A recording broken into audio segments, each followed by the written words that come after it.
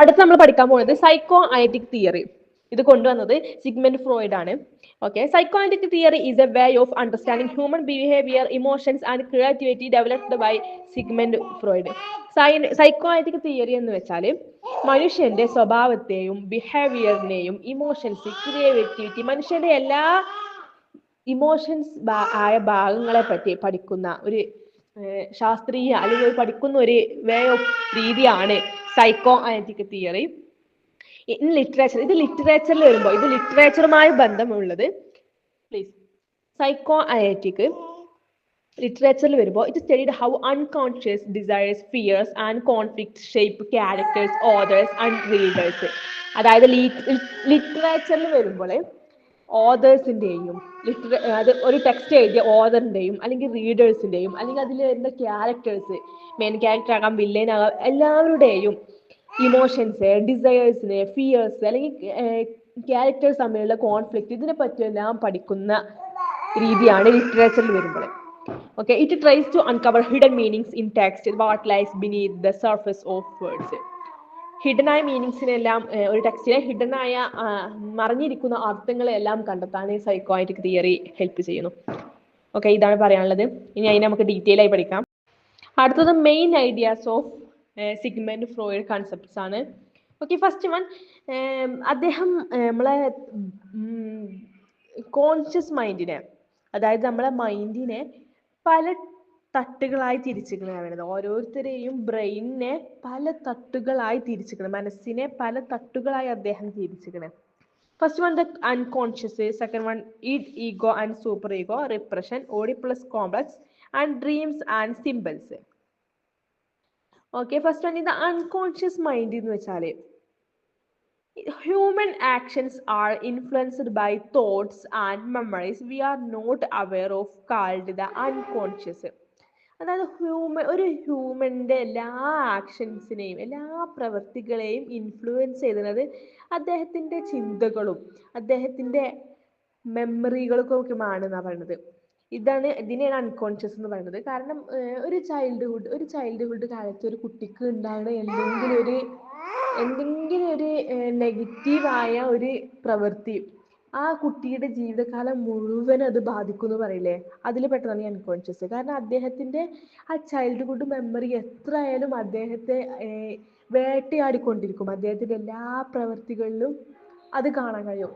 Example പറയുകയാണെങ്കിൽ ഇപ്പോൾ ഒരു കുട്ടി, ഒരു വ്യക്തി ഇപ്പോൾ ഭയങ്കര ഇൻട്രോവേർട്ട് ആയിക്കാണ്ട് നടക്കുകയാണെങ്കിൽ ചിലപ്പോൾ അദ്ദേഹത്തിന് അതിൻ്റെ ആ കുട്ടിയുടെ ചൈൽഡ്ഹുഡ് കാലത്ത് എന്തെങ്കിലും ഒരു നെഗറ്റീവായ ഒരു അനുഭവം അദ്ദേഹത്തിനുണ്ടാവും.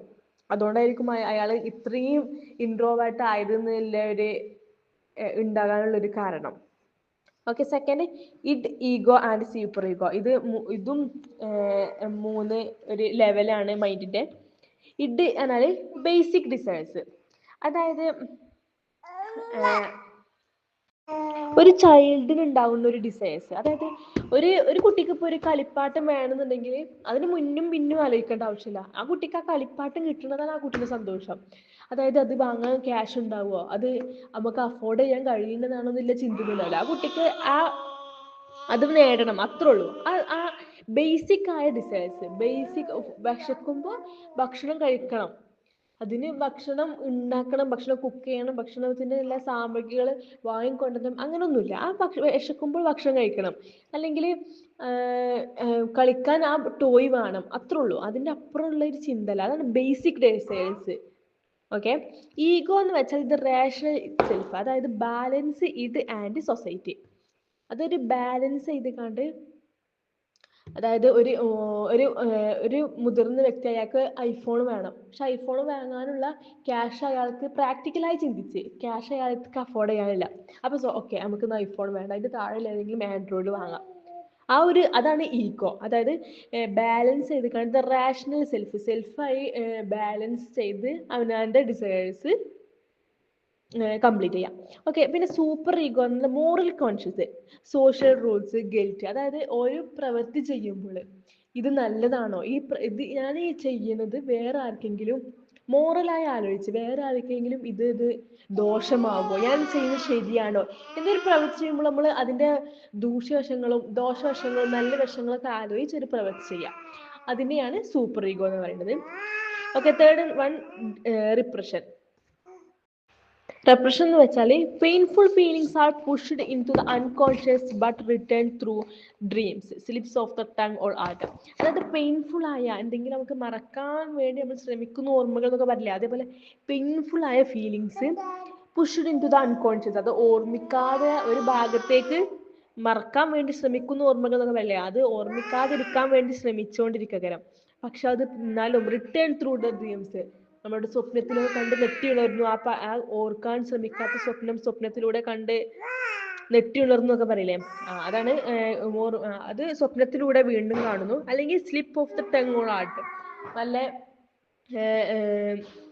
ആർട്ട് രൂപത്തിൽ എന്തെങ്കിലും കഥയിലൂടെയോ എഴുത്തിലൂടെയൊക്കെ നമ്മളുടെ ആ മറന്ന സ്വപ്നങ്ങൾ അല്ലെങ്കിൽ നമ്മൾ പെയിൻഫുൾ ആയ ഫീലിങ്സ് ഒക്കെ അതിലൂടെ വീണ്ടും വരുന്നു എന്നാണ് റിപ്രഷനിലൂടെ പറയുന്നത്.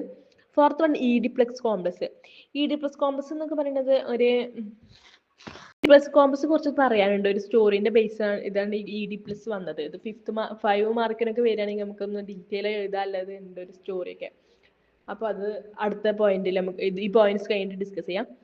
Okay, fifth point, dreams and symbols. Dreams and literature both express unconscious wishes through symbols and image.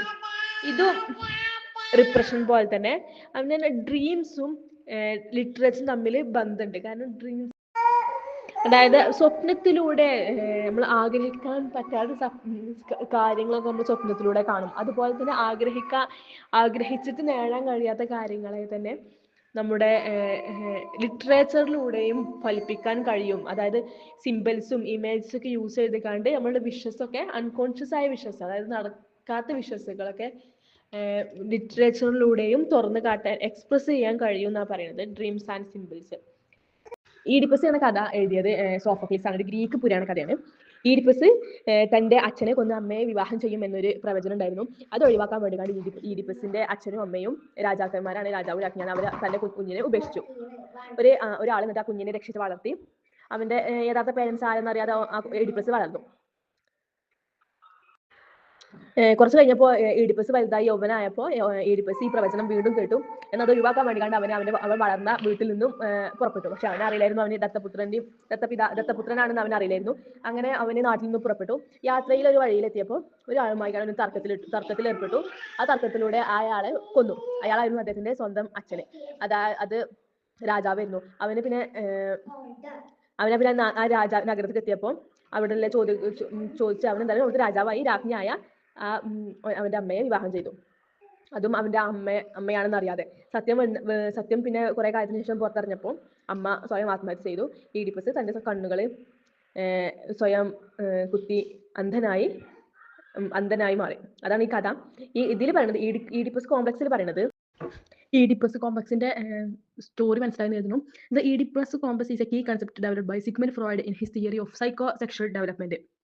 It describes a child's unconscious sexual desire for the parent of the opposite sex and a sense of rivalry or jealousy toward the parent of the same sex. അതായത് ആൺകുട്ടികളുടെ തന്റെ അമ്മയോട്, അതായത് ഓപ്പോസിറ്റുള്ള സെക്സിലെ parent, ആൺകുട്ടികൾക്ക് അമ്മയോടും പെൺകുട്ടികൾക്ക് അച്ഛനോടും, പെൺകുട്ടികൾക്ക് അതിന്റെ ഡിസൈറിന് പേര് എലക്ട്ര കോംപ്ലക്സ് എന്നാണ് പറയുന്നത്. ഇത് ഈഡിപ്പസ് കോംപ്ലക്സ് ആൺകുട്ടികൾക്ക് സ്വന്തം അമ്മയോടുണ്ടാകുന്ന അൺകോൺഷ്യസ് സെക്ഷൽ ഡിസൈർ, ഇതാണ് ഈഡിപ്പസ് കോംപ്ലക്സ്. അതിനോടൊപ്പം തന്നെ jealousy toward the parent of the same sex, അമ്മയോട് ഈ അൺകോൺഷ്യസ് സെക്ഷൽ ഡിസൈറും സ്വന്തം അച്ഛനോട് ജലസിയും വരുന്ന ഒരു തിയറിയാണ് Oedipus complex. Freud explanation, during the 5th stage, 3 to 6 തൊട്ടുള്ള stage, the child becomes aware of gender difference and develops unconscious feeling toward the opposite sex parent. അതായത് ഈ 3 to 6 ഏജിൽ ചൈൽഡ് ഏറ്റവും കൂടുതൽ കാണുന്നത് തന്റെ പാരൻസിനാണ്. അപ്പോൾ അതോടെ കുട്ടി ജെൻഡർ ഡിഫറൻസ് മനസ്സിലാക്കുക. അതേപോലെ തന്നെ അൺകോൺഷ്യസ് ആയ ഫീലിങ്സ് ഓപ്പോസിറ്റ് സെക്സ് ആയ പാരന്റിനോട്, അതായത് അച്ഛനോട് മോന് അമ്മയോട് അൺകോൺഷ്യസ് സെക്സ് ഫീലിംഗ് ഉണ്ടാകുന്നു. For a boy, he desire his mother and feels jealous of his father who he sees as a rival. This creates fear, the punishment from the father. Freud called it castraction anxiety. അതായത് ഈ feelings ഉണ്ടാകുന്നത് അച്ഛന് എപ്പോഴും ഒരു പനിഷ്മെന്റിന്റെ ക്യാരക്ടറായി കണ്ടാണല്ലോ അച്ഛനോട് പറഞ്ഞാൽ ചീത്ത പറയും, അങ്ങനെ ഒരു പാരന്റിന്റെ ഇതല്ലേ പറയുന്നത്. അപ്പൊ അതിൽ നിന്ന് വരുന്നതാണെന്നാ പറയുന്നത് കേട്ടോ. The Oedipus complex helps in analyzing characters who show love, hate, conflict, guilt or repressed desire towards parents or authority figures. ഇതെല്ലാം ലിറ്ററേച്ചറിൽ വരുമ്പോൾ ഈ ഈഡിപ്പസ് കോംപ്ലക്സ് എന്ന തിയറി ലിറ്ററേച്ചറിൽ വരുമ്പോൾ ഓരോ